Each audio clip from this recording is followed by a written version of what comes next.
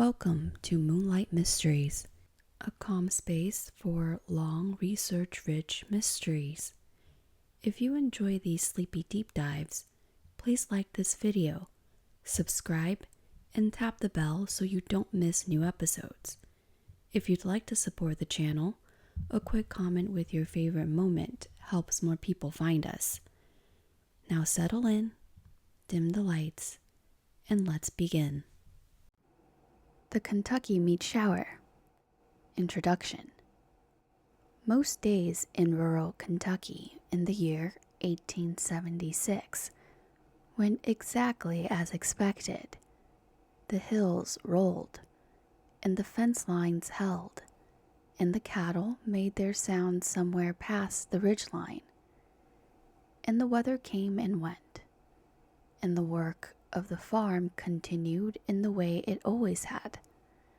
Life in Bath County was steady and rhythmic, governed by weather and season, and the particular slowness of things that have always been done a certain way.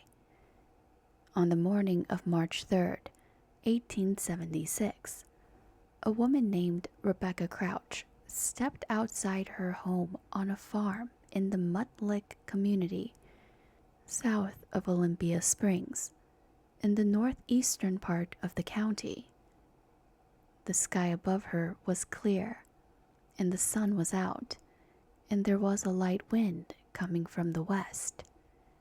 Her husband, Alan, and their son, William, had left early that morning for a trip to Frenchburg, the newly established town across the county line in Menifee County, a trip that would take most of the day. Rebecca's daughter Sally was inside the farmhouse, ill and confined to her room. Miss Sadie Robertson, the schoolmistress who boarded with the family, was somewhere nearby. And Rebecca's grandson Alan, 12 years old, named for his grandfather, was out in the yard with her. It was a morning for making soap, which in 1876 meant setting up a cast iron kettle over an open fire in the yard, rendering lye water from wood ash, and boiling it together with animal fat until it thickened into something usable. It was not glamorous work, but it was necessary. Rebecca was about 40 steps from her farmhouse door, tending the fire beneath the kettle, when something extraordinary happened.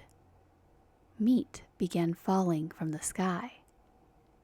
It descended in large pieces from the cloudless sky, striking the fence posts and the bare earth and the wooden surfaces of the outbuildings with a snapping, slapping sound.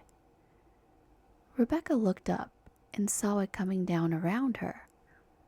Young Alan looked up and said, "Why, Grandma, it's snowing." The pieces fell with a gentleness that made the comparison almost reasonable. They drifted the way snowflakes drift, scattered and unhurried, coming from no direction in particular. They covered a strip of ground roughly 100 yards long and 50 yards wide. There were no clouds overhead.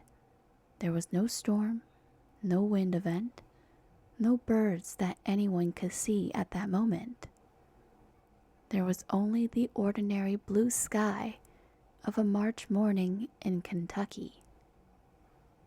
This is the Kentucky Meat Shower of 1876. It is one of the strangest, most thoroughly documented, and most persistently unresolved events in American history. And tonight, we will explore what happened on that fateful day. The land, Bath County, Kentucky. To understand the Kentucky Meat Shower, it helps to understand the county where it happened, not because the landscape directly caused the event, but because place shapes the texture of any story, and this one is no exception. Bath County sits in the northeastern part of Kentucky, roughly 50 miles east of Lexington. It is rolling country, carved by the Licking River along its eastern and northern edges, and threaded through with smaller waterways: Flat Creek, Slate Creek, Salt Lick Creek. The underlying geology is limestone, which makes the land good for grass and grain. And in the 19th century, the county supported the steady agricultural economy that most of rural Kentucky ran on: tobacco, hemp, livestock, and the quiet accumulation of farming life. The county was formally established in 1811, carved out of what had been Montgomery County, and it was named from the beginning for its springs. Bath County was a place defined by water coming up out of the earth, mineral springs of various compositions that locals and physicians alike described as having medicinal properties. There were salt wells and sulfur springs, both black and white varieties, alkaline saline springs, and chalybeate springs that left the water tasting faintly of iron. In the decades before germ theory had fully transformed the practice of medicine, the idea that certain mineral waters could restore health was not fringe belief. It was mainstream medical thinking, and it brought visitors from across Kentucky and beyond to drink from Bath County's ground. The county seat was Owingsville, a modest town. The population in 1876 was overwhelmingly rural, organized not around any urban center, but around the scattered rhythm of farm life, churches, general stores, the seasonal calendar of planting and harvest, and the long dormancy of winter. There was no railroad threading through the county yet. News traveled by word of mouth and by newspaper, and the pace of things was slow, in the way that all places are slow when the land sets the tempo. The natural landscape of the Licking River Valley had a wildness at its edges. There were deer, and bears still turn up occasionally, and wild turkeys were common, and vultures, both the turkey vulture and the black vulture. They were a regular, unremarkable feather of the sky above any Kentucky farm. These birds were well known to anyone who spent time outdoors. Farmers knew what they looked like, knew what they ate, knew their habits in the general way that people who live alongside animals come to know. This familiarity would matter later, when the local explanation for the meat shower turned out to be the one that most closely matched what the scientists eventually found. March 3rd, 1876 was a Tuesday. The Reconstruction era was drawing to a close. The disputed presidential election of 1876 had just been resolved weeks earlier by a congressional commission that awarded the presidency to Rutherford Hayes in exchange for withdrawing federal troops from the South. The country was bruised and transitioning. In rural Bath County, the large drama of national politics would have felt remote. What mattered was the weather, the farm, and the particular demands of early spring. The Crouches of Mudlick Farm. The Crouch family had been working land in Bath County long enough that the area where their farm sat had acquired a community designation. Mudlick, named for a salt lick in the vicinity situated a few miles south of the Olympia Spring Resort. Alan T. Crouch was in his 60s by 1876, a farmer who had spent most of his life in this county, and his wife, Rebecca Stanton Crouch, though virtually every newspaper account of the era would reduce her to Mrs. Allen Crouch, was the woman standing in the yard on the morning of March 3rd. The visit that brought a grandson to the farm was William Crouch's.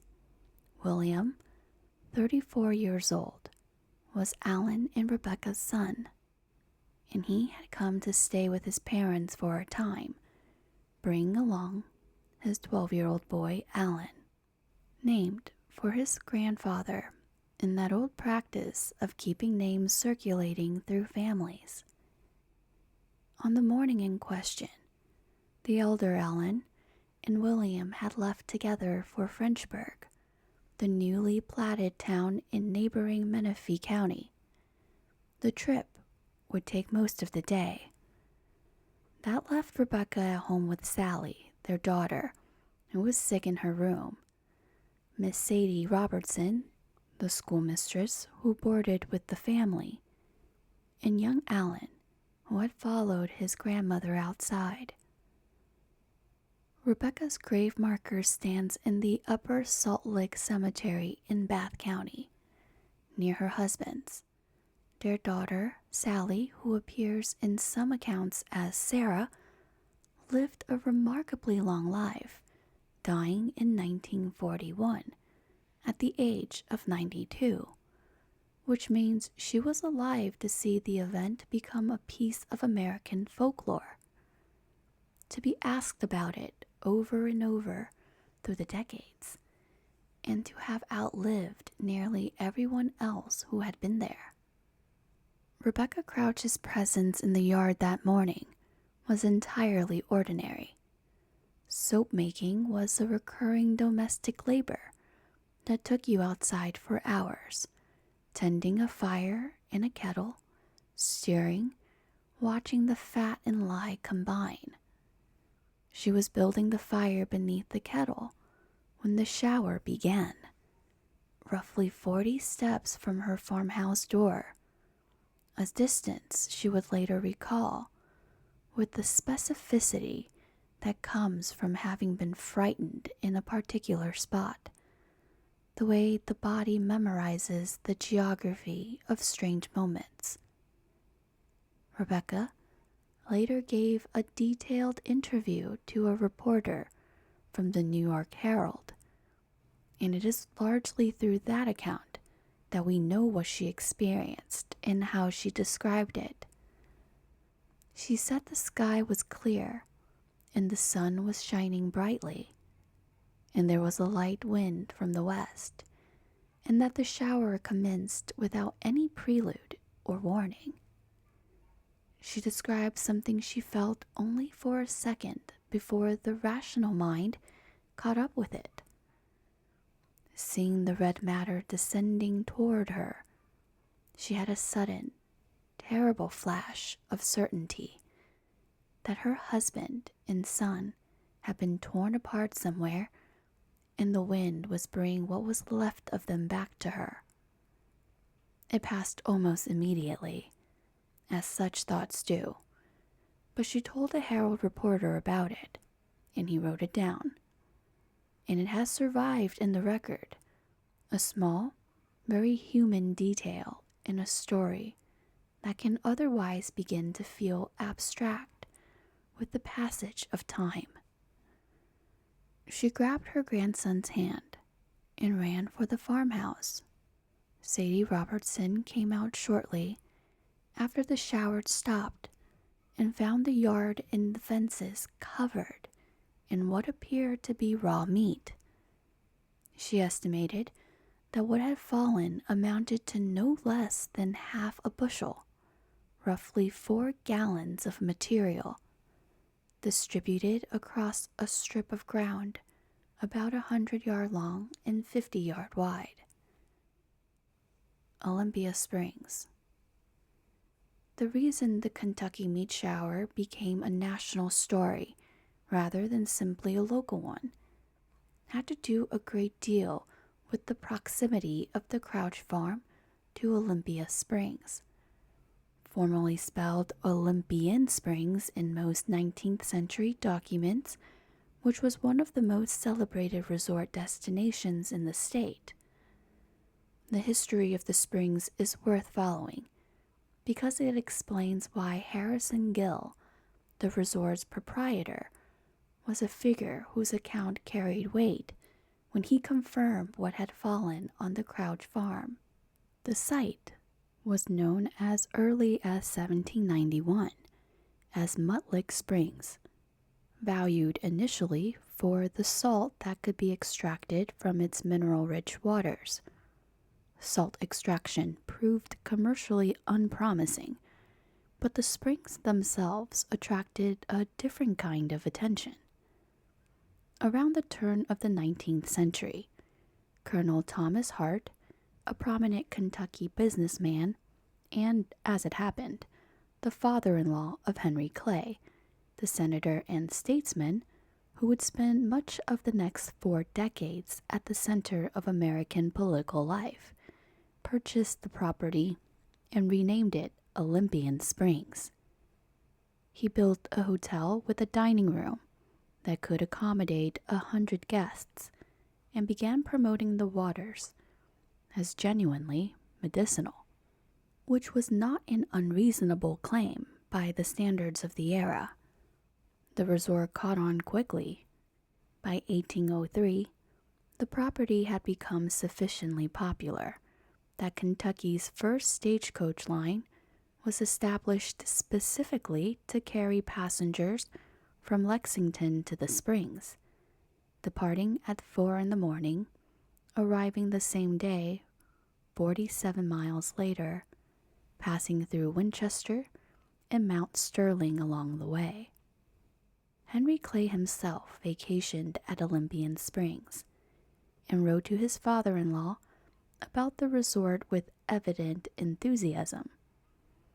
A letter from 1804 mentions that the springs were the constant topic of conversation in Lexington that season. The property changed hands several times over the following decades, each owner expanding its offerings, and its reputation as a place of health, leisure, and society continued to grow. When cholera swept through central Kentucky in 1833, residents of Lexington and the surrounding area fled to Olympian Springs to wait out the epidemic, which only deepened the resort's identity as a refuge. The Civil War left its mark. On October 19, 1864, a cavalry engagement was fought at the Springs, and many of the resort's outbuildings were burned. The main hotel survived, the war ended, and the resort recovered. By 1876, the proprietor was Harrison Gill, whose grave marker in the cemetery adjacent to the resort records his birth on July 10, 1808, and his death on May 21, 1886. He had acquired his connection to the property through George Lansdowne, who had purchased Olympian Springs in 1830, and Gill had been running it for years by the time the meat shower occurred. He was a man of some standing in Bath County, known and trusted in the way that long-established local business owners tend to be. On the morning of March 4th, the day after the shower, Harrison Gill walked over to the Crouch farm and looked at what had fallen. He found meat still sticking to the fence post, scattered across the ground, hanging from the briars.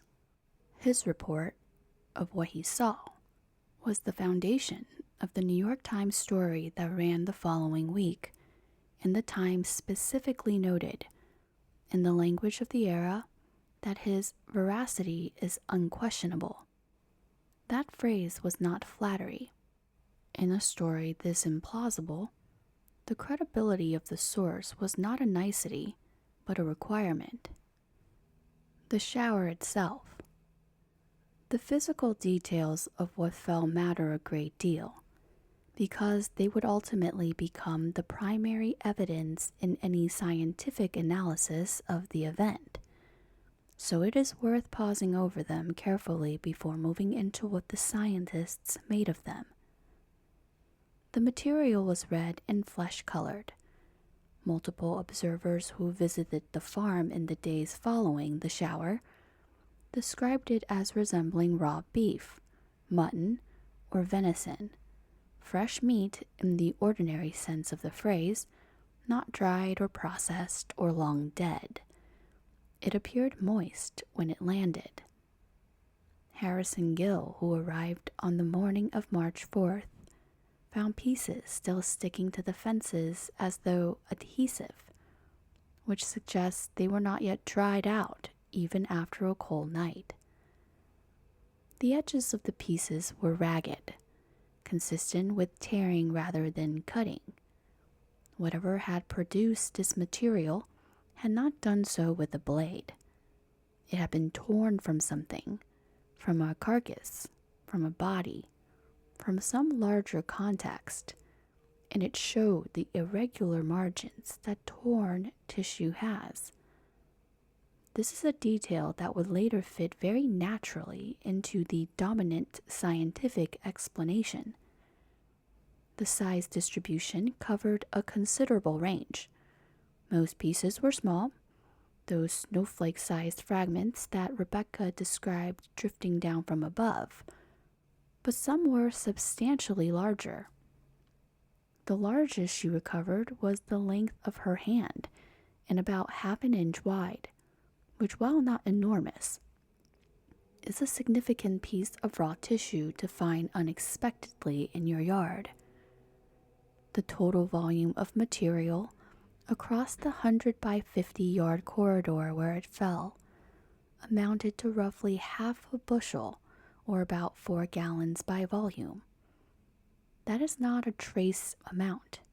That is a genuine quantity of biological matter falling from a clear sky.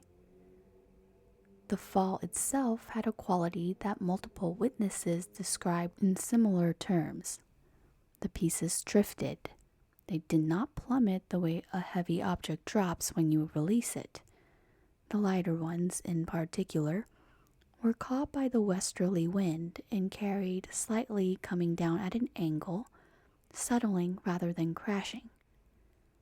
This was an observation that would later help explain why lung tissue, which is porous and air-filled by nature, the organ designed above all others for buoyancy within the body, was so well represented in the recovered specimen. Nothing about the sky explained what was happening. There was no storm, no weather events of any kind, no visible source overhead. The sky was simply clear, and the meat was simply falling through it, and then it stopped, and the sky was clear again. The aftermath. News of the shower spread quickly through the community, and within a day or two, people had begun making their way to the Crouch farm to see what they could see. This was the 19th century's version of going viral. Word passed from household to household along the thin social web of a rural county, and curiosity pulled people toward the site of a remarkable thing. Harrison Gill's confirmation, as we have already noted, was among the most important of these early visits. He found the material still present on the fences on the morning of March 4th, made his assessment, and became the primary source for the newspaper account that would eventually reach the New York Times. But Gill was not the only visitor, and some of the others left accounts that are considerably more colorful. 2 experienced local hunters arrived at the Crouch farm and decided to resolve the question of what exactly the meat was by cooking some of it and eating it. Their verdict, delivered with the practical confidence of men who had processed a great deal of wild game in their lives, was that the meat was either venison or mutton. They could not say which. A local man named Benjamin Franklin Ellington, whose full name was recorded by the Herald reporter with apparent delight, had a stronger opinion. He had handled some of the specimen and was willing to commit. "I know bar grease when I see it," Ellington told the reporter, using the regional pronunciation of bear. "And that's the kind of fluid that come outen that meat at old Allen's and got all over my hands when I was examining it. I smelt it too, and I know that smell as well as I know the smell of liquor.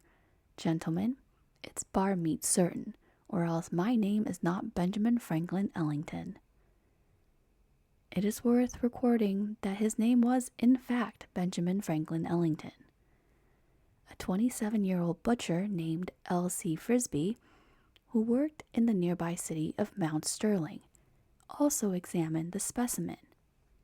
When bystanders suggested that tasting unidentified meat from the sky was an unwise experiment, Frisbee replied that his constitution could stand as much of it as a rooster's or a cat's, a response that contained a certain logic, given that the chicken on the Crouch farm had already eaten some of the material without apparent distress. Frisbee chewed a piece and then spat it out when milky, watery fluid oozed from it. He said the meat resembled mutton in appearance and veal or lamb in texture, but at its actual taste was unlike anything in his professional experience. He had, he said, handled all kinds of meats, and he had never tasted anything exactly like it before. A neighbor brought a specimen to Mount Sterling about a week after the event, and gave a portion to Captain Bent, who attempted to taste it as well. By that point, the meat was a week old and had developed a strong offensive smell, and Bent spat it out before he had formed any real opinion about it. Rebecca Crouch's report about the farm animals is perhaps the most prosaic, but also one of the most telling details in the entire account. The hogs, chickens, dog, and cat had all eaten freely from what had fallen in the yard, and they appeared, as she put it, to like it. None of the animals fell immediately ill. Whatever the material was, it was close enough to ordinary meat that the animals on that farm treated it accordingly.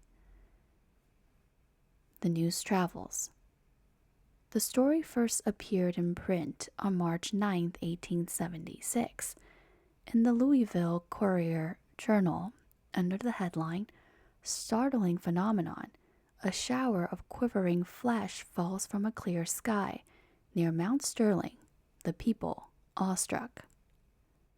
The following day, March 10th, it appeared on the front page of the New York Times.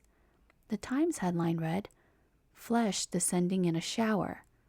Below that, in the layer subheadings that Victorian-era newspaper design deployed with such enthusiasm, "An astounding phenomenon in Kentucky.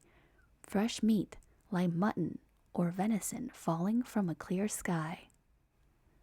The Times story had been transmitted via telegraph, which was the period's version of the internet. Not instantaneous, but fast. The account relied primarily on Harrison Gill's reporting of what he had found on the Crouch farm, and it was brief by the standards of what would come later. But it was on the front page of the most widely read newspaper in the country, and from there the story spread with genuine speed. Scientific American picked it up. The New York Herald dispatched its own reporter to Kentucky, who spent time in Bath County, interviewed Rebecca Crouch directly, tracked down Frisbee in Ellington and other witnesses, and filed a much more detailed account that appeared in May of 1876. It is largely through the Herald's reporting that we have access to the texture of the community's response, the voices of the people who were there, the practical debates about what the meat was, the local theories about its origin. Other newspapers reprinted variations of the story on their headlines with increasing creativity. The carnal rain appeared in some papers.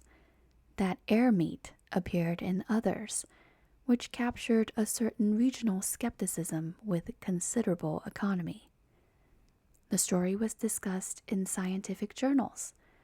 It was debated in the letter pages of medical publications. Within 2 weeks of the event, it had become a national conversation, which was remarkable for a story originating in a county that had no rail connections to the rest of the world, in a total population composed almost entirely of farmers. The Herald reporter also surfaced a rumor that had been circulating among the Crouches' neighbors, that the meat shower had been staged by Rebecca herself, who supposedly wanted her husband to sell the farm and move. When the reporter relayed this theory to the family, they reportedly laughed at it. Alan Crouch, it emerged, already wanted to sell the farm. His wife was not the reluctant party. The hoax theory was set aside. Why did the story grip people so thoroughly? Part of it was simple novelty.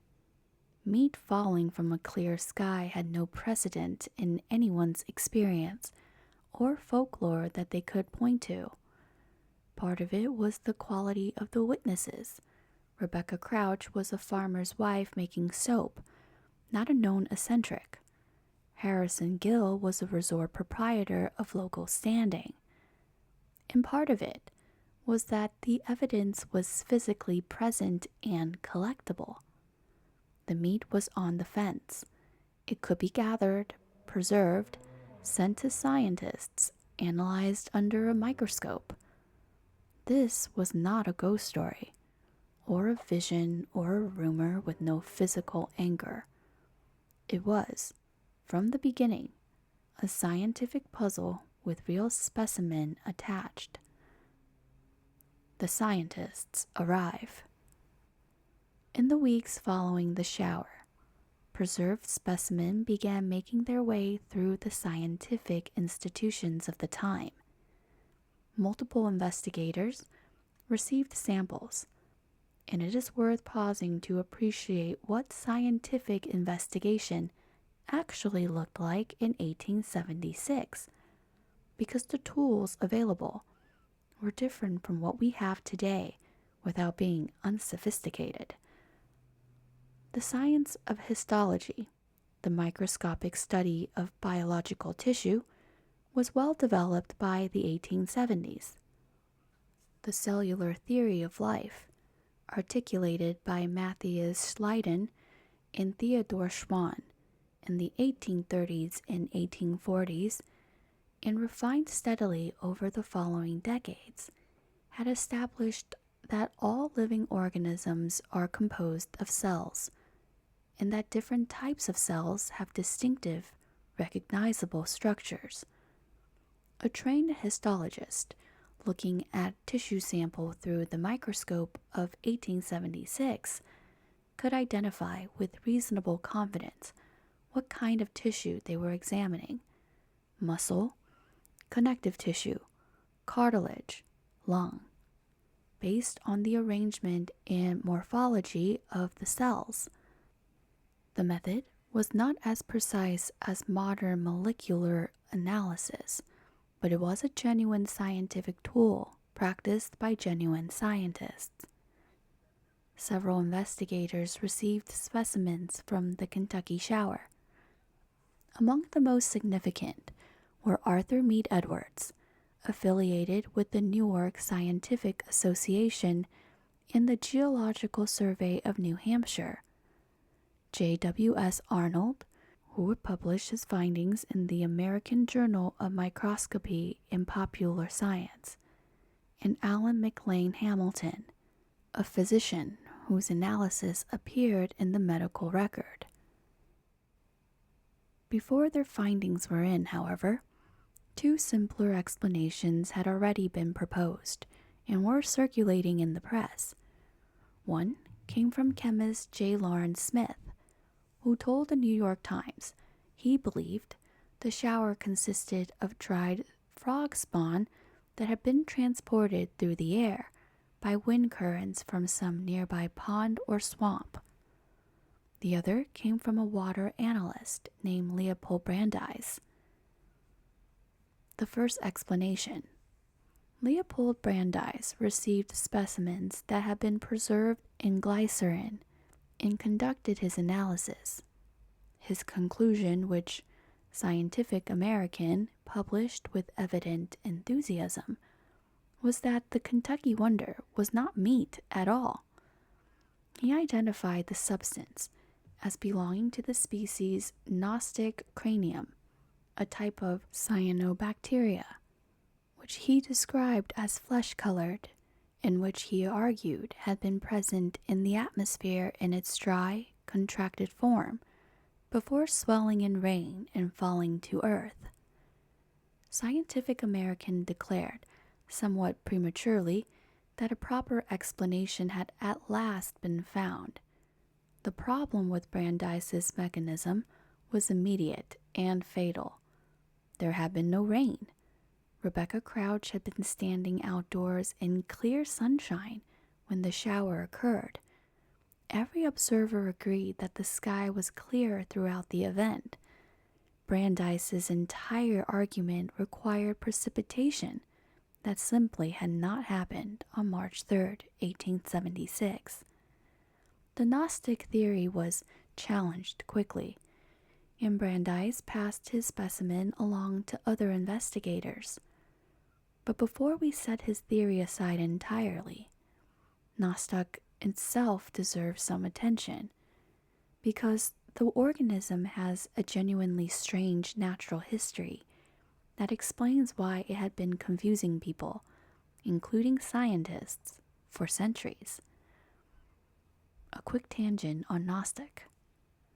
Gnostic is a cyanobacterium, a photosynthetic bacterium that forms colonial structures wrapped in a protective gelatinous envelope made of polysaccharides. In dry conditions, Gnostic colonies are small, dark, and inconspicuous enough that you would walk across them without noticing. They integrate seamlessly into the appearance of bare ground or rock structures. But when rain comes, they absorb water rapidly and swell into translucent jelly-like masses that can appear startlingly large relative to their dry form. They seem to materialize from nothing because effectively they were always there. They were simply invisible. This behavior gave Gnostic a remarkable folklore history that stretches back many centuries.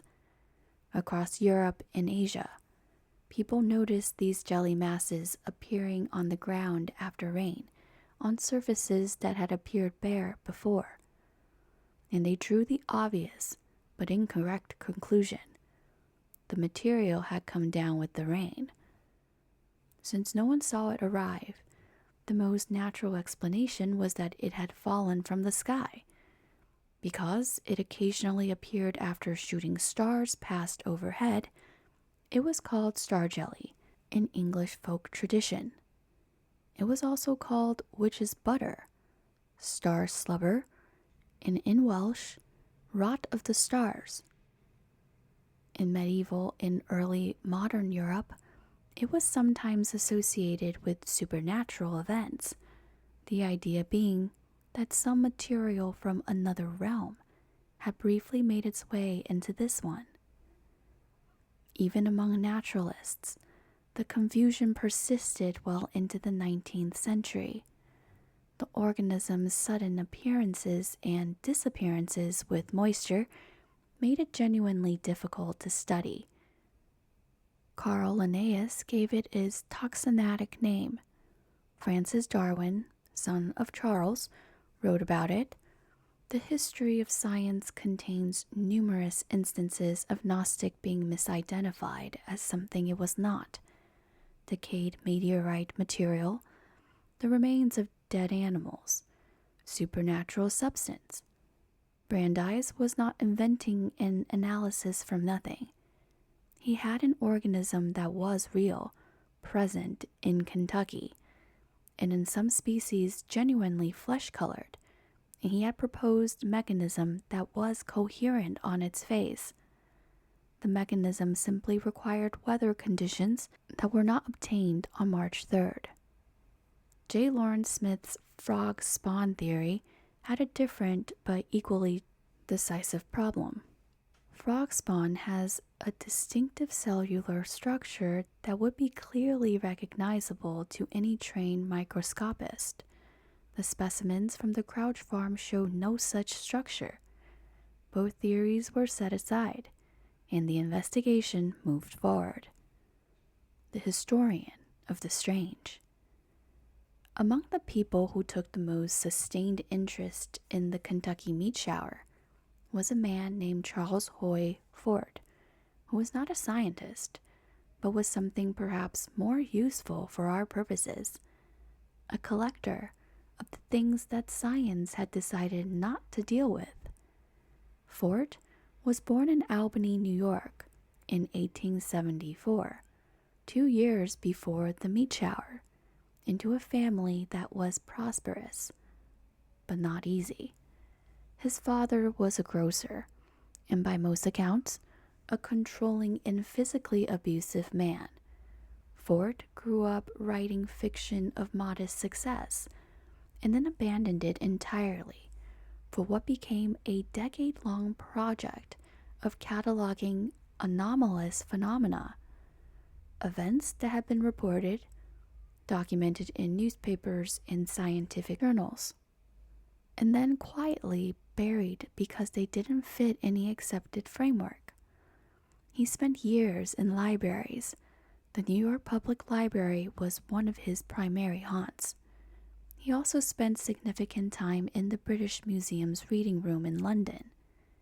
He worked through newspapers, scientific journals, and almanacs from across the preceding centuries, searching for reports of things that the official scientific world had excluded from its account of how the world works.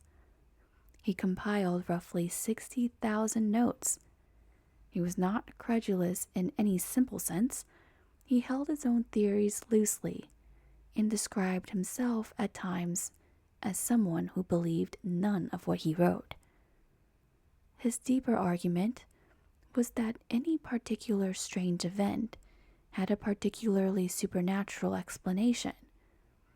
It was that the practice of excluding inconvenient data, treating anomalies as noise rather than signal, as embarrassment rather than information, was itself a kind of intellectual failure. He published 4 books, beginning with The Book of the Damned in 1919. The title was carefully chosen. The damned were the excluded data, the observations that official science had, in his phrase, excommunicated.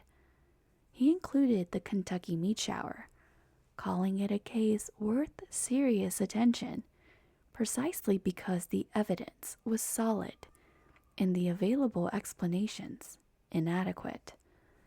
Ford noted several things about the shower that he found the existing theories failed to address properly. He observed that the shower was narrowly localized, covering a specific corridor of ground rather than being broadly distributed, which he thought suggested the material had come from a relatively contained source rather than a dispersed atmospheric event. He noted that the Brandeis Gnostic theory required rain that hadn't fallen. He raised questions about the vulture theory as well. wondering at what altitude a flock would need to be flying for their ejected contents to drift as gently as the pieces appeared to drift. He was not dismissing the vulture explanation. He was probing it for gaps. For its own preferred explanation frame, the Super Sargasso Sea, a speculative reservoir somewhat in the upper atmosphere, where displaced organic matter might accumulate before occasionally falling back to Earth, was offered with characteristic irony and held loosely even by Fort himself. He was less interested in proposing solutions than in keeping questions open. What Ford gave to the Kentucky meat shower and to dozens of similar events that he cataloged was the gift of seriousness. He refused to let the official dismissal of anomalous data go uncontested. He kept records, he kept asking questions, and he kept the story alive long enough for later generations to rediscover it. The word Fordian has since entered the language as a descriptor for strange, anomalous, and inexplicable phenomena.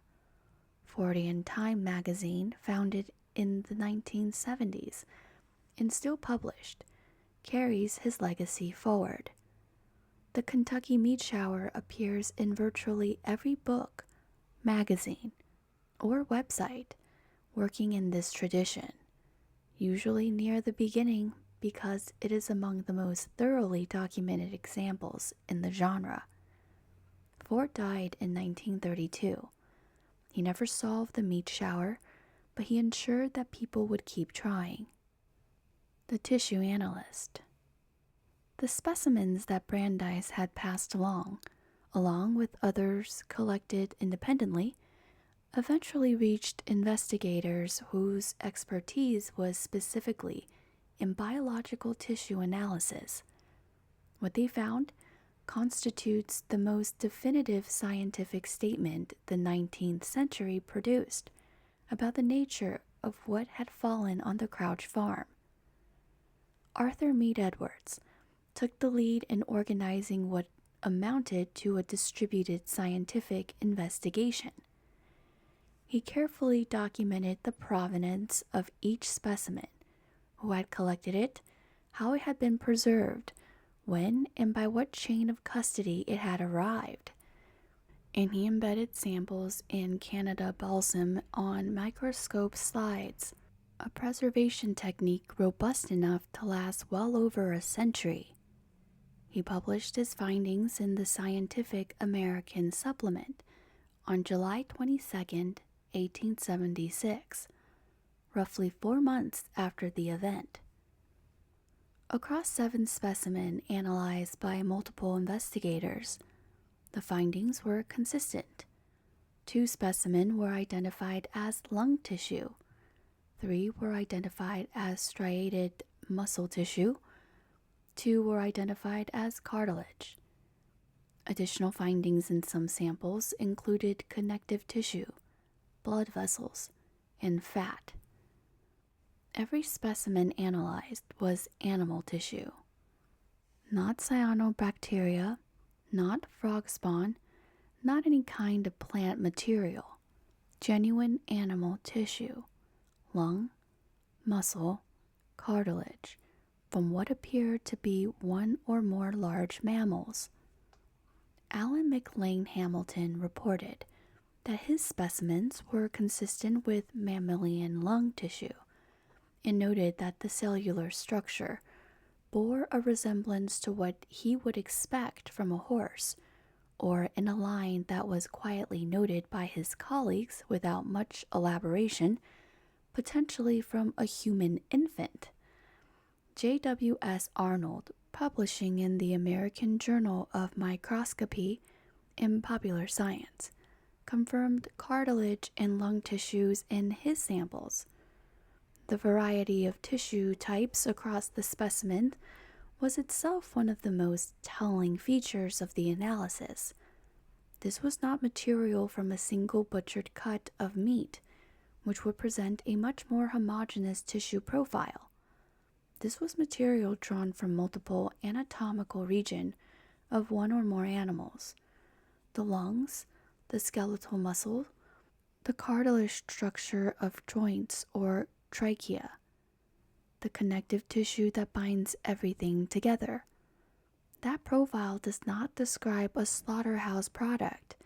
It describes the content of a stomach that has been feeding on a carcass. The dominant theory: vultures and projectile vomiting.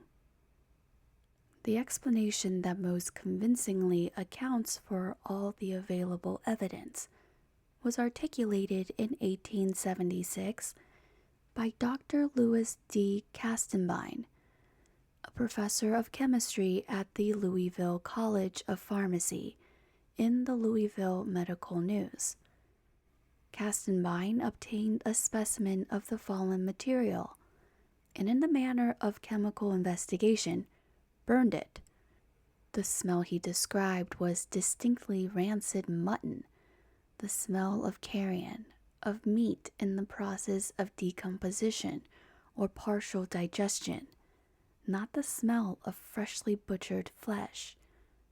That distinction mattered.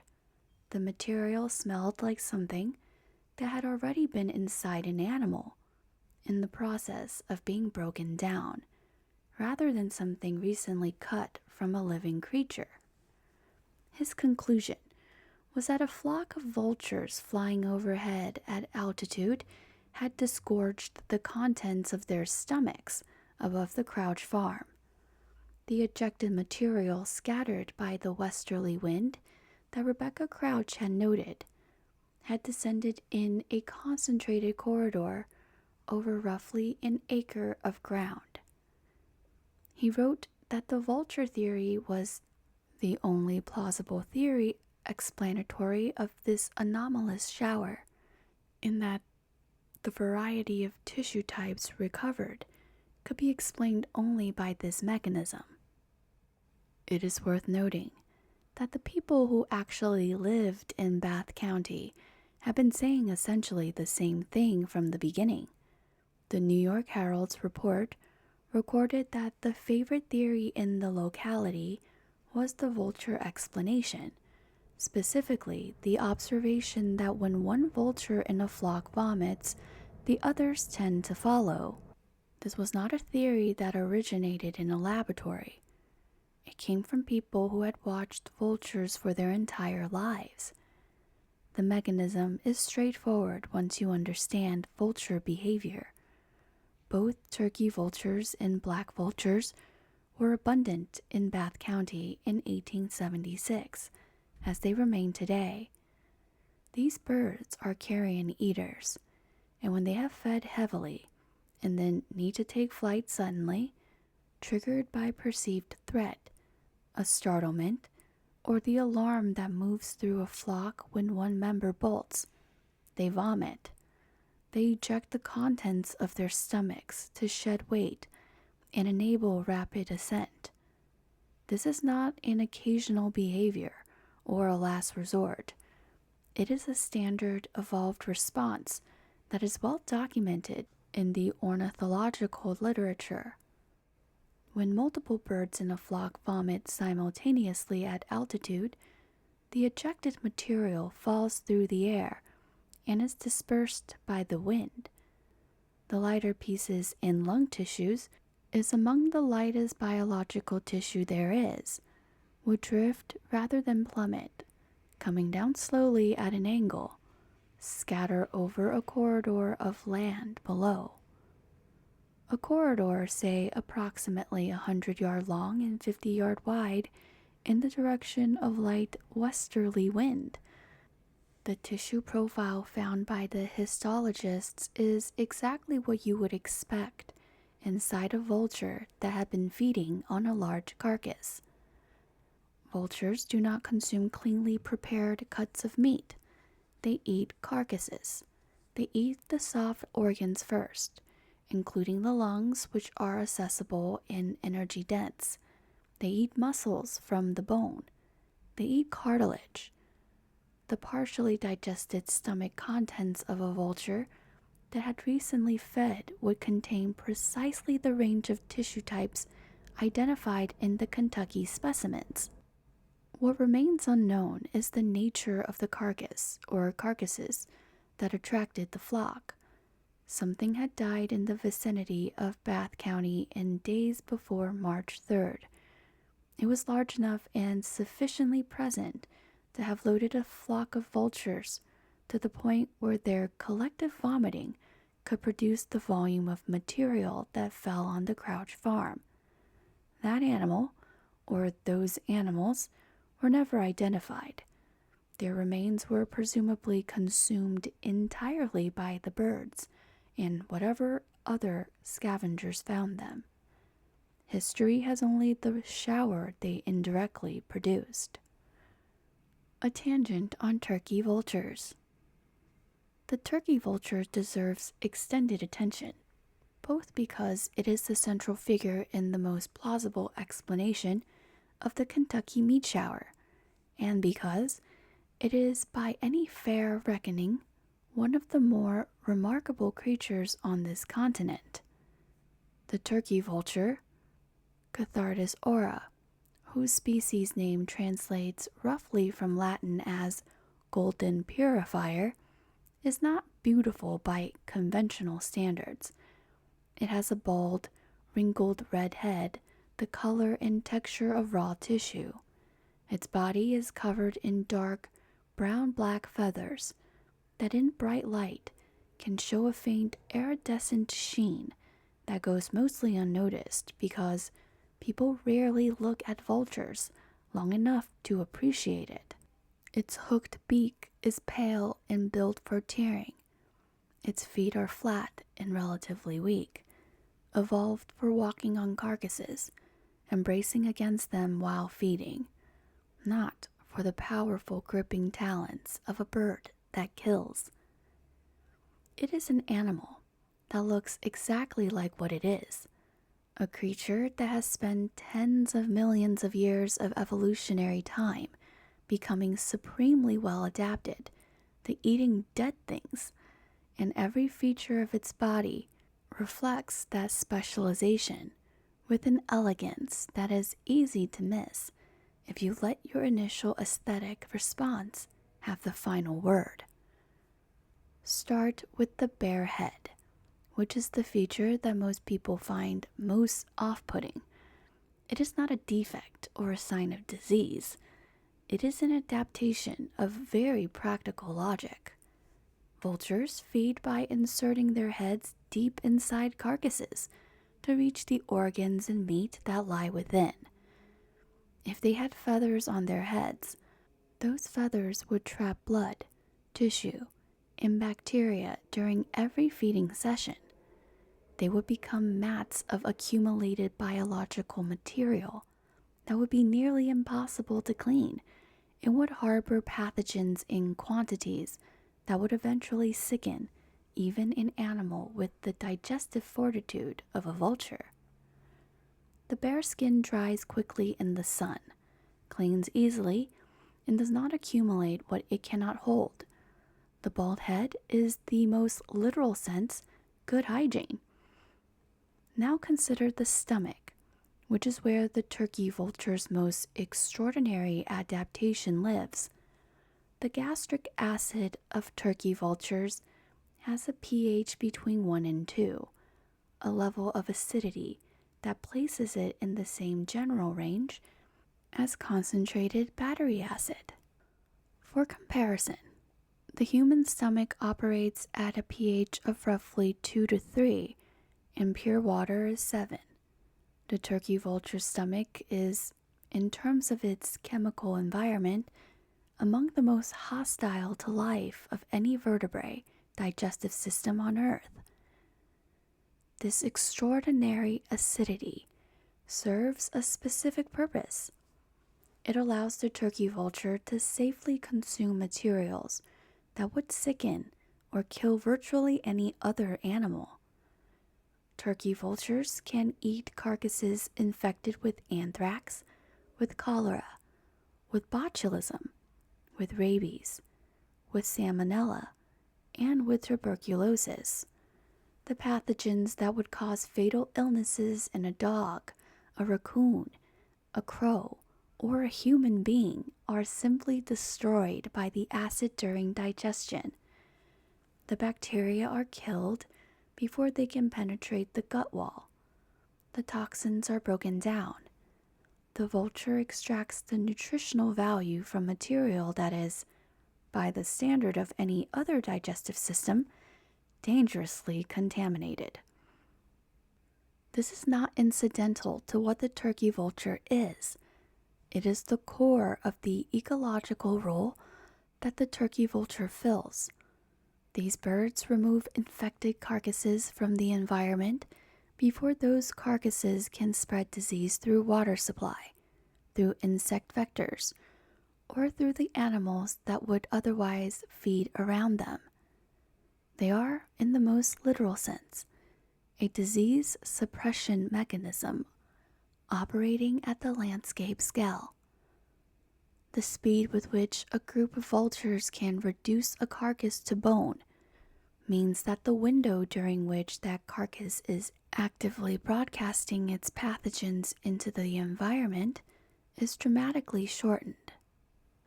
The public health consequences of removing vultures from an ecosystem become apparent very quickly, as India discovered to its enormous cost during the 1990s and 2000s. A livestock anti-inflammatory drug called diclofenac, given to cattle and lethal to vultures who consumed the tissues of treated animals, caused catastrophic population collapse in several Indian vulture species. Populations of the white-backed vultures, the long-billed vultures, and the slender-billed vultures declined by more than 95% in under a decade. The result was that the carcasses whose vultures had previously consumed were left for other scavengers, primarily feral dogs, whose populations exploded in response to the sudden abundance of available food. Feral dogs are primary vectors for rabies. Researchers estimated that the collapse of India's vultures led to tens of millions of additional feral dogs and contributed to a measurable increase in human rabies death. With the combined economic cost of the crisis, medical treatment, livestock losses, and associated consequences, estimated at roughly $21 billion annually. The vulture, it turns out, is not merely fascinating. It is essential in a way that most people never think about until it is gone. Now, the vomiting, which is both the turkey vulture's most well-known defense behavior and the mechanism that makes the meat shower comprehensible. When a turkey vulture is startled, threatened, or simply needs to escape from a situation quickly, it vomits. It ejects the contents of its stomach with muscular force. This serves two purposes simultaneously. It lightens a bird for rapid ascent, and it produces a projectile of extremely acidic, extremely foul-smelling biological material that functions as a genuine chemical deterrent to most predators. Very few animals, once they have experienced the smell and composition of vulture vomit, are enthusiastic about pursuing the source of it further. The strategy works.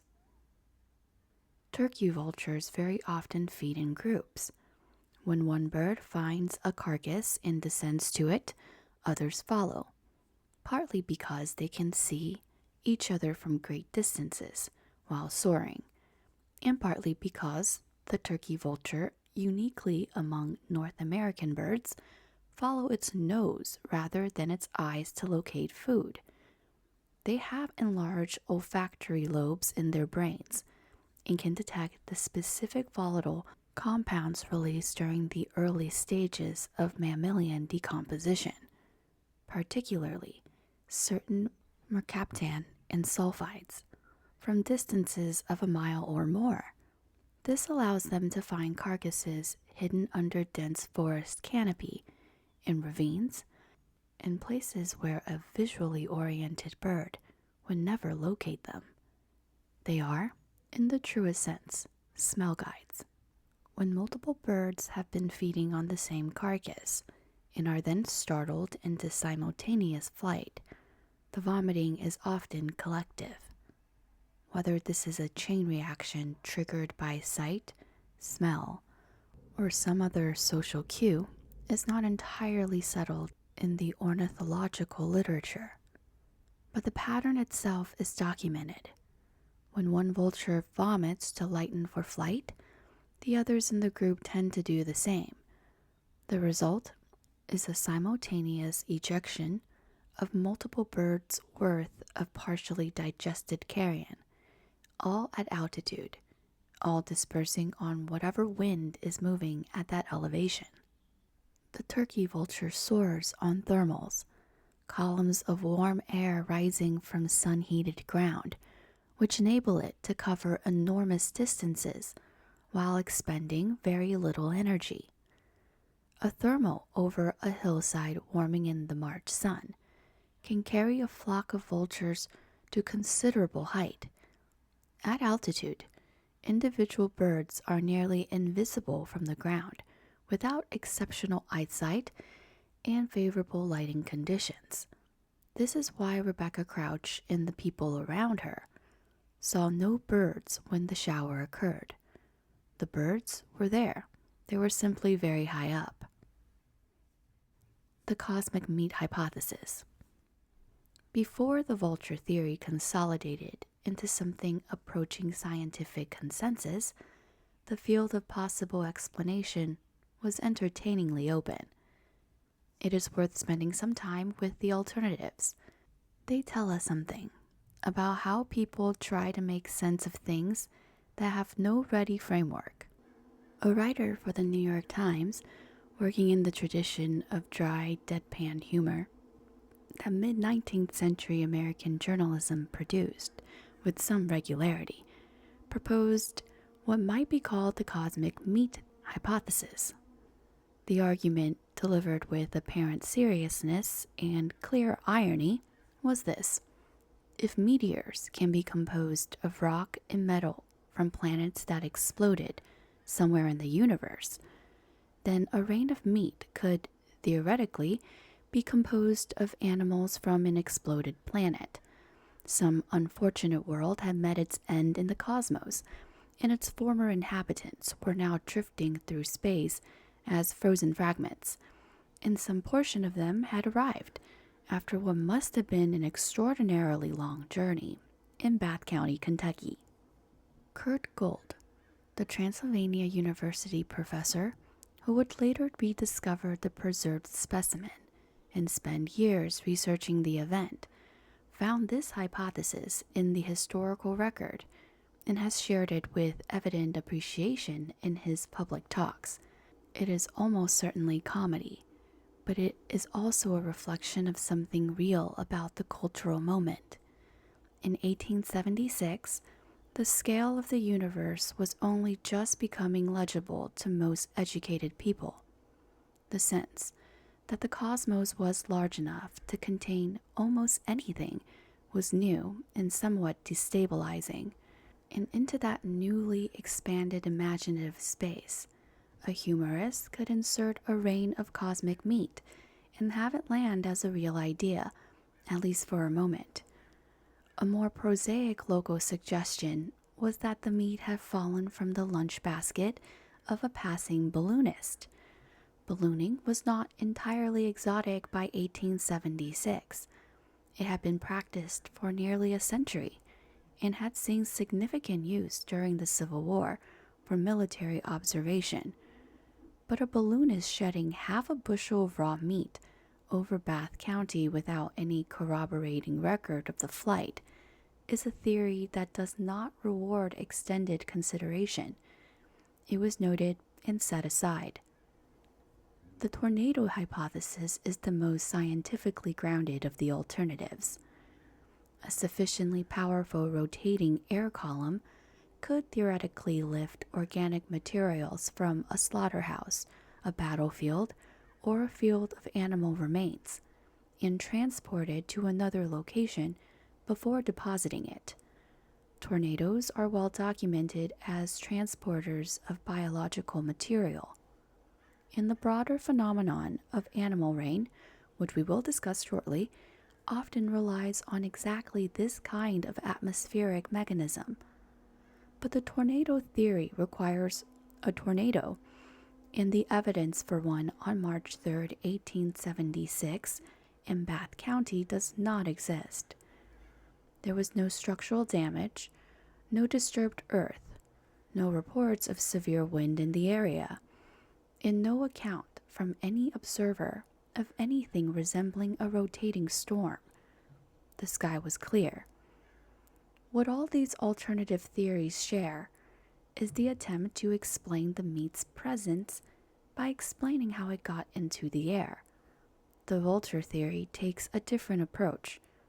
The meat was never lifted into the air by an atmospheric force, because it was already in the air inside birds that were already flying. The delivery mechanism was biological, not meteorological. Animal rain. The Kentucky meat showers belong to a broader category of events that have been reported across centuries and across cultures, loosely grouped under the term animal rain.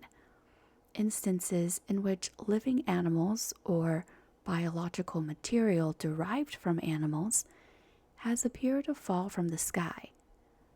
Understanding this category helps place the meat shower in context and shows that while the event was extraordinary, it was not operating in a complete absence of precedents. The Roman naturalist Pliny the Elder, writing in the 1st century AD, recorded falls of frogs and fish that had been witnessed and reported to him. Heraclides Limbus, a Greek philosopher of the 2nd century BC, described a rain of frogs in the region of Paeonia so dense that the roads became choked with them, and people were forced to flee their houses.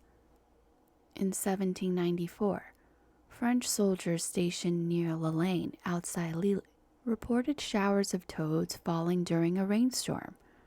These accounts are old enough that their reliability is impossible to assess fully, but they appear in the historical record in enough different forms and from enough different sources that dismissing them entirely requires a skepticism that might itself be excessive.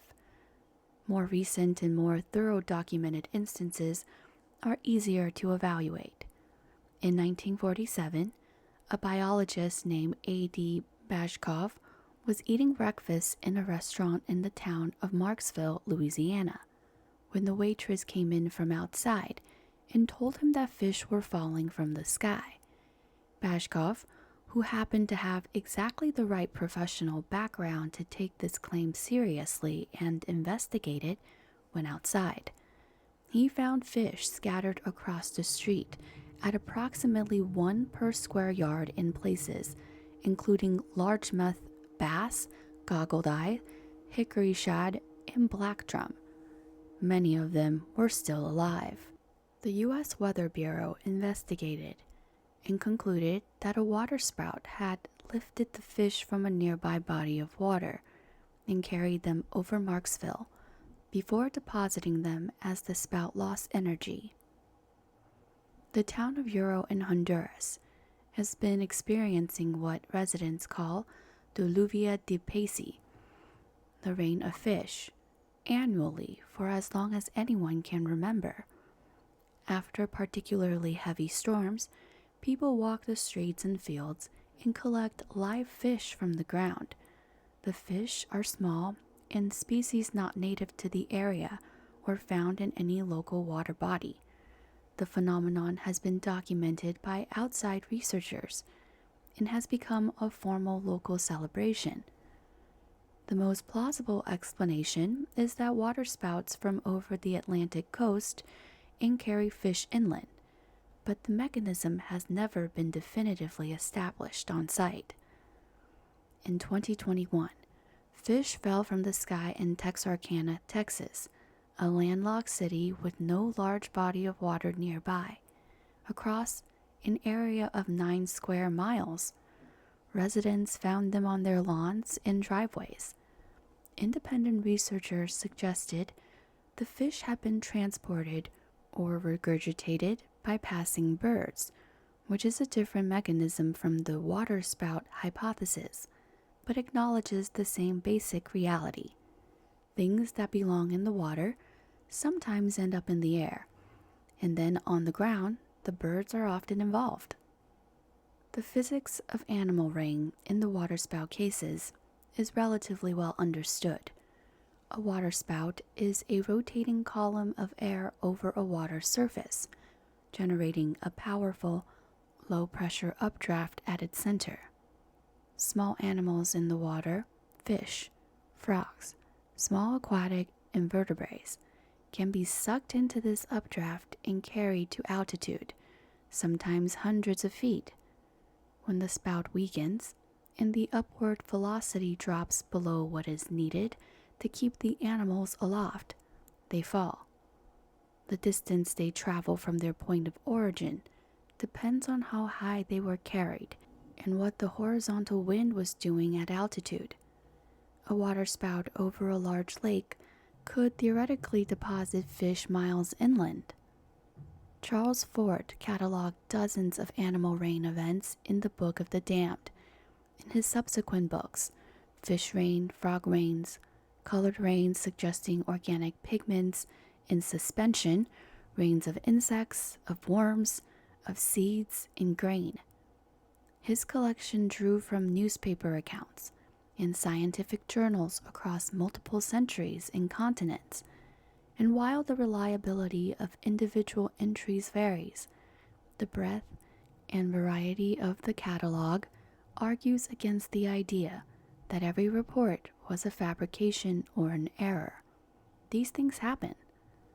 What distinguishes the Kentucky meat shower from the classical animal rain is, as we have noted, the delivery mechanism. Classical animal rain requires an atmospheric engine, a waterspout, a tornado, a powerful updraft to place the material in the sky. The meat shower's most plausible explanation requires no such engine. The material was inside animals that were already in the sky. The atmosphere did not lift it. Biology carried it, and biology released it.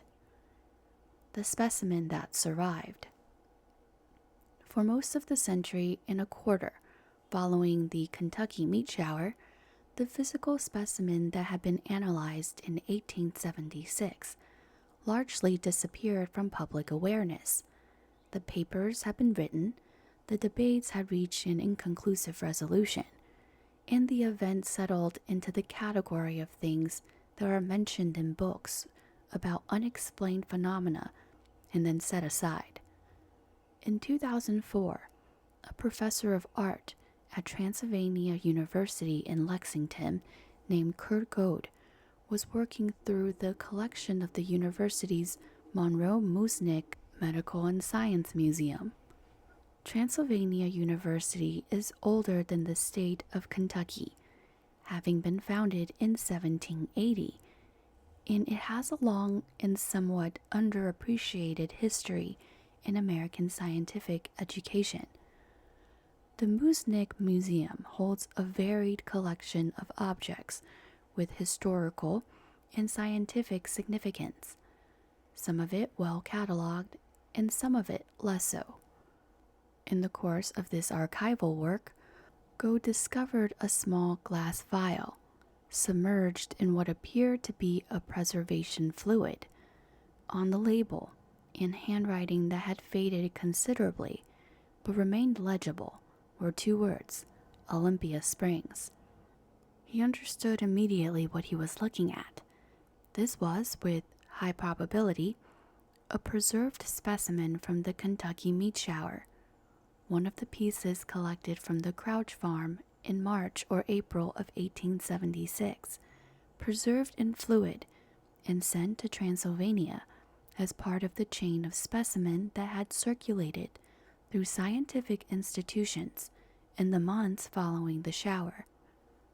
It had been kept, through changes of administration, decades of shifting institutional priorities, the reorganization of museum collections across a century and a quarter, without anyone in the recent memory of the institution knowing what it was or why it mattered. The specimen became the centerpiece of renewed attention to the event. Gould, whose research interest had long included strange and anomalous phenomena, began investigating the meat shower in depth.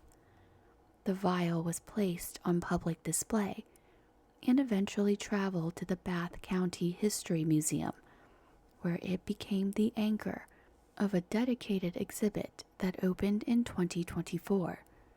It was accompanied by reproductions of the original newspaper accounts, scale representation of the shower's footprint, and contextual information about the science and history of the event.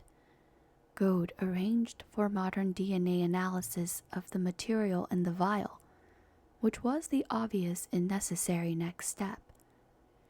If viable DNA could be extracted from the preserved tissue, it might be possible to identify the species from which the meat had come, and whether identification would either confirm or complicate the vulture theory. The results were inconclusive. The specimen was simply too old, and its preservation medium too destructive to genetic material over time to yield useful sequence data. Alcohol is an excellent preservative for tissue structure. It maintains cellular morphology. It prevents decomposition. It keeps the material intact for examination under a microscope, but it is damaging to DNA over long periods. The nucleic acids degrade. The base pairs separate. After 150 years in an alcohol solution, what DNA remains in the Olympia Springs specimen was fragmented beyond the point of reliable sequencing, and whatever fragments survived were contaminated with environmental DNA from the glass container, the stopper, and the preservation fluid itself, making it impossible to distinguish the original tissue's genetic material from background contamination. This is the kind of frustration that historical research produces regularly, and that it is worth sitting with rather than rushing past. The evidence survived. A piece of what fell from the Kentucky sky in 1876 is sitting in a jar in a museum in Lexington right now. But the information encoded in that piece, the molecular record of what animal it came from, which would have resolved the central question of the event in a way that no amount of 19th century microscopy quite could, is gone. The chemistry of the preservation medium destroyed exactly the thing that modern analysis would need most. There is also, separately, a microscope slide that has been authenticated as part of the original specimen chain. One of the thin sections that Arthur Mead Edwards embedded in Canada balsam in 1876 for microscopic examination. This slide survived, and its provenance has been carefully established through research. It represents another physical thread connecting the present moment to the Tuesday morning in March 1876, when Rebecca Crouch grabbed her grandson's hand and ran for the house. Modern analysis in the DNA dead end. The failure of DNA analysis to produce species-level identification from the surviving specimen is worth understanding in a little more detail, because the limits of what we know are genuinely interesting, and because the gap between what we have and what we can read from it says something useful about how evidence works. DNA analysis requires DNA that is intact enough to be sequenced. The sequencing process reads the order of the 4 chemical bases: adenine, thymine, guanine, cytosine, that carry genetic information along the double helix. If the helix has been fragmented, if the chemical bonds holding it together have been broken by time or by the chemistry of the preservation medium, what you get from the sequencer is noise rather than signal. You may get short fragments that can be identified at the taxonomic level of, say, mammal, but you cannot get the full sequence that would tell you whether you are looking at a white-tailed deer, a domestic sheep, a horse, or a black bear. Alcohol preservation works by denaturing proteins, essentially unfolding them from their native structure and preventing the enzymatic activity that drives decomposition. This is effective for preserving the morphology of tissue for microscopic examination. But the chemistry that alcohol uses to denature proteins also damages DNA. The nucleic acid bonds are relatively fragile compared to the protein structures that alcohol fixes, and over timescales of decades and centuries, the degradation accumulates. Had the 1876 specimen been preserved in formalin and embedded in paraffin, which became the standard histological preparation technique later in the 19th century, DNA extraction from the tissue blocks might have been possible. Though even formalin presents challenges for DNA analysis, as the chemical cross-links the DNA in ways that require special extraction protocol to work around. Had the specimens been cryogenically preserved, they would likely have yielded readable DNA indefinitely. But cryogenic preservation was not available in 1876, and formalin fixation was not yet standard practice. Modern ornithological research on turkey vulture behavior has added context that the 19th century investigators lacked, and it broadly supports the plausibility of the vulture mechanism. Studies of group feeding dynamics in vultures have confirmed the chain reaction pattern of mass vomiting in startled flocks. Research on vulture flight altitudes shows that birds soaring on thermal regularly reach heights at which they would be invisible to ground observers without optical assistance. Aerodynamic modeling of the kind of material that a vulture's stomach would contain, mixed tissue of varying density, including lung tissue with its inherently low density, supports the possibility that such material, ejected at altitude, would drift significantly horizontally before landing, especially in light crosswind. None of this specifically reconstructs what happened above the Crouch farm on March 3rd. The carcass was never identified. The specific flock was never confirmed. The exact altitude was never measured. What we have is a set of physical evidence: tissue specimens, microscope slides, preserved sample, and alcohol that is consistent with the vulture theory, a behavioral and biological understanding of turkey vultures that makes the mechanism plausible. In the word of a woman who was there and had no reason to lie about it. Joe Walston, at the time affiliated with the Wildlife Conservation Society, summarized the situation directly when discussing the meat shower.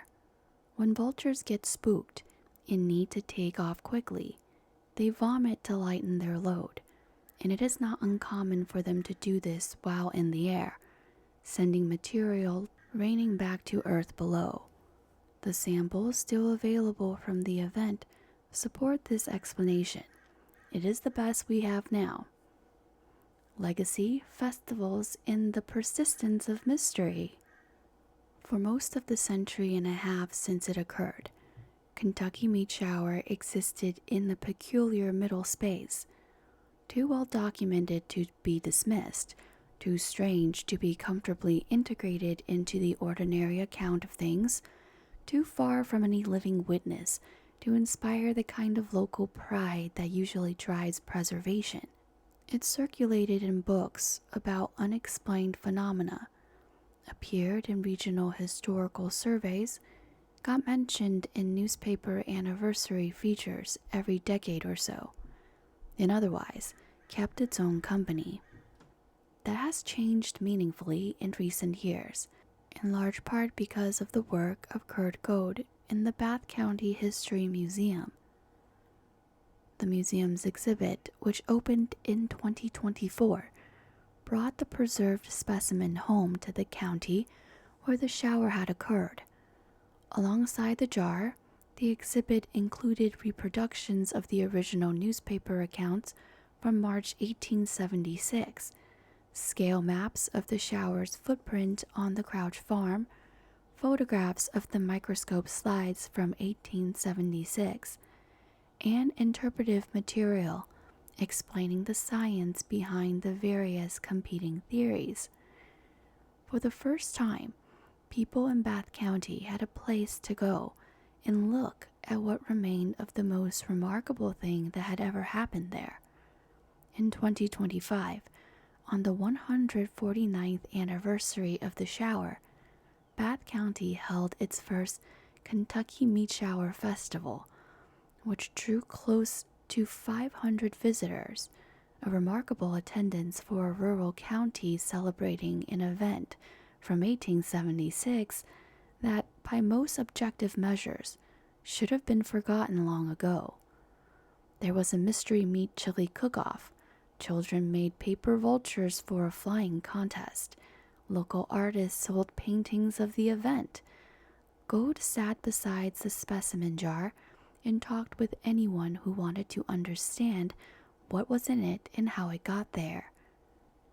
Ian Corbin, one of the festival's organizers, described the significance of the event to the community in terms that are worth sitting with. Preserving the story, he said, means preserving something specific and irreplaceable. The knowledge that this small county in northeastern Kentucky was, for a moment or two on a clear Tuesday morning in 1876, the site of something that genuinely perplexed the scientific establishment of the era. That is not nothing. Strange events in small places tend to be dismissed or forgotten, and the communities that experience them are left with a story that nobody else believes. Bath County, through the sustained efforts of people like Goad and the History Museum staff, ended up with a story that is documented, preserved, and taken seriously. Plans were in motion as of this writing for a significantly larger celebration on the 150th anniversary in 2026. This event has also found a presence in the broader media landscape of strange history. It has been covered on The Dollop, the comedy history podcast with a large audience. Brian Dunning's Skeptoid podcast examined it with characteristic rigor, engaging seriously with the vulture theory and reaching measured conclusions. The YouTube channel Weird History has covered it for an audience of millions. Kentucky Life, the public television series, ran a segment. Mick Sullivan, a Louisville history educator and podcaster, published a children's book called The Meat Shower in 2018, imagining the event through the eyes of the Crouch family in a format accessible to the children whose teachers might, with luck, assign it. Rebecca Crouch, asked by the Herald reporter in 1876 where she thought the meat had come from, gave an answer that has been quoted and almost every subsequent treatment of the event. The Lord only knows, she said. All I know about it is that it came from some place above my head. I have thought of it a heap, and it is the greatest mystery to me in the world. Conclusion. Let us return at the end to the morning itself. It is Tuesday, March 3rd, 1876. The sun is out over Bath County. The air is cool, and there is a light wind from the west carrying the smell of warming earth and the faint mineral trace of springs a few miles away. Rebecca Crouch is 40 steps from her farmhouse door, building the fire beneath her soap kettle. 12-year-old Alan is somewhere nearby, old enough to notice things and young enough to say what he sees without thinking twice about it. Above the farm, at a height no one on the ground can estimate, a flock of turkey vultures is rising on a thermal. They are heavy from a morning of feeding, full of lung tissue and cartilage, and dark muscle from whatever died in the area in the days before. The rising column of warm air carries them higher, and they bank slowly in the warming March sky. Below them, the farm is small. The fence lines are thin. The road is pale scratch in the landscape. Something disturbs them. A sound, a shadow, some disturbance moving through the flock in the way that alarm moves through the group of birds, from one to the next, and then all at once. The exact cause was lost before anyone had a chance to record it, and it has stayed lost for 150 years. The birds vomit. They shed their weight to gain the sky, as they had done for millions of years, and the material they eject falls. The lighter pieces catch the westerly wind. The lung tissue built to hold air in life holds air in death and drifts outward as it descends. The heavier pieces come down more directly. Together, they fall over a corridor of ground 100 yards long and 50 yards wide, landing on the fence posts and the bare earth and the wooden surfaces of the outbuildings with a soft snapping sound. They land at Rebecca Crouch's feet and behind her and around her. Her grandson looks up at the cloudless sky and calls it snow. She will spend years having people ask her what it was like. She will tell the Herald reporter whose account will preserve her voice for the next century and a half. She will tell her neighbors, and they will tell theirs, and the story will move outward through the telegraph lines and the newspapers, in the scientific journals, in Charles Ford's notebooks, in Kurt Gould's archival discovery, in a festival in 2025, where nearly 500 people gathered to celebrate the most bizarre thing that ever happened to this county. The best explanation we have is vultures. The tissue analysis supports it. The behavioral ecology supports it. The smell of rancid mutton that Castenbein detected when he burned his sample supports it. The confined corridor of the shower, the direction of the wind, the variety of tissue types, the drifting quality of the descent, all of it is consistent with a flock of birds, heavily loaded, startled into flight above a clear March sky. It is not certainty. The carcass was never identified. The specific birds were never confirmed. The DNA in the surviving specimen is too far gone to read. What remains is a piece of meat in a jar in a museum in Lexington, a set of microscope slides embedded in Canada's balsam in 1876, a stack of newspaper accounts from a country that was shocked and fascinated and could not look away. and the word of a woman who was making soap 40 steps from her door when something happened that she spent the rest of her life unable to fully explain. The Lord only knows, she said. All she knew was that it came from some place above her head. She had thought of it a heap, and it remained to the end the greatest mystery